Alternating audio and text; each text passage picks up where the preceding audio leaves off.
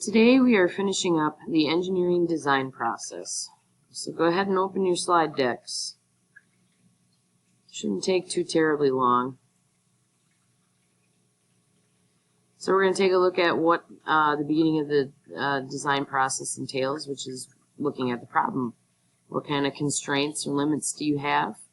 And you've got a puzzle on this page, as well as why is the engineering design process important, and what it does in our lives. So this is a puzzle that I feel that I should just point out here because you might not have seen it. So when you use these puzzles, first you want to look at the shape of the box, or shape, and find its match. So the example is, if you look at the E, it has a complete box around it, so E is represented by a box. So in number one, this one right here would be an E, and this guy right here would be an E. And you can find the answer to that and match the word to its definition. So, and then you can put your letters here. So whatever this one is, so if it's the answer to this definition is possible for number one, then you would put a C in this box, or C down here in this beginning one.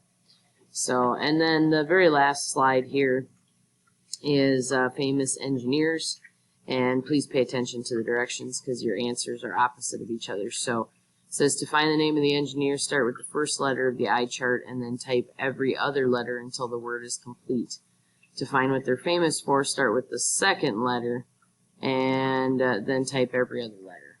So in this particular case, we've got an E, and then the next letter is M, and I, and L, and Y. So the first person's name is Emily.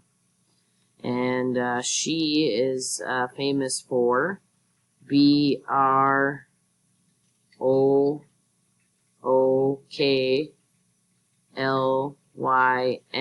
so something with Brooklyn. Okay, so go ahead and finish that and hit submit when you are finished. Have a fantastic day.